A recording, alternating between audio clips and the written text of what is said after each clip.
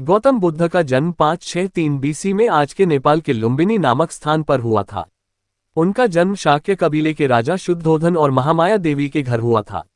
उनका नाम पहले सिद्धार्थ रखा गया था। सिद्धार्थ का पालन पोषण एक संपन्न और सुखमय जीवन में हुआ। उनके पिता ने उन्हें हर सुख सुविधा देने की कोशिश की ताकि वह किसी दुख को न देखे और राजगद्दी पर बैठे। महल से बाहर की दुनिया। एक दिन सिद्धार्थ महल के बगीचे में सैर करने निकले।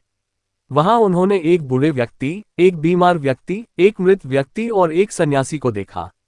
इन घटनाओं ने उन्हें गहरे सोचने पर मजबूर कर दिया। उन्होंने महसूस किया कि जीवन में दुख, वृद्धावस्था, बीमारी और मृत्यु अनिवार्य है और इससे मुक्ति पाने का मार्ग ढूंढने की आवश्यकता है। त्याग और साधना। सिद्धार्थ ने परिवार और राजमहल को छोड़ दिया।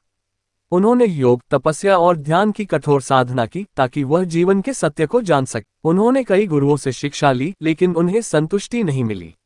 फिर उन्होंने एक नए मार्ग पर ध्यान केंद्रित किया जिसे मध्यम मार्ग कहा जाता है, जो न तो अत्यधिक ऐश्वर्यपूर्ण था न ही अत्यधिक कठोर। बोधि वृक्ष के नीचे बोधि ज्ञान। एक दिन सिद्धार्थ ने बोधि वृक्ष के नीचे ध्यान लगाने का निश्चय किया। उन्होंने ठान लिया कि जब तक वे सत्य को नहीं जान लेते तब तक नहीं उठेंगे। कई रातों की कठिन साधना के बाद उन्हें ज्ञान की प्राप्ति हुई। उन्हें ये समझ में आया कि जीवन में दुख होता है लेकिन इस दुख से मुक्ति का मार्ग है। इस ज्ञान को उन्होंने बोधि कहा और उसी दिन से वे बुद्ध के नाम से प्रसिद्ध हुए। धर्म का प्रचार। बुद्ध ने अपने ज्ञान को दुनिया के साथ साझा करना शुरू किया। उन्होंने बताया कि दुख का कारण तृष्णा, इच्छा है और इसे समाप्त करने का उपाय निर्वाण मुक्ति है।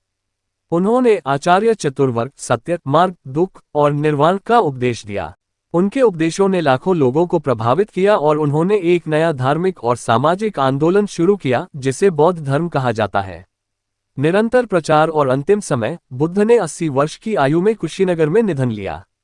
उनका जीवन सिखाता है कि आत्मज्ञान प्राप्ति के लिए कर्म, ध्यान और सच्ची समझ की आवश्यकता होती है। उनका संदेश आज भी दुनिया भर में लोगों को प्रेरित करता है।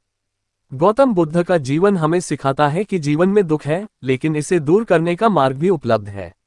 सही मार्ग पर चलकर हम शांति और आत्मज्ञान प्राप्त कर सकते हैं।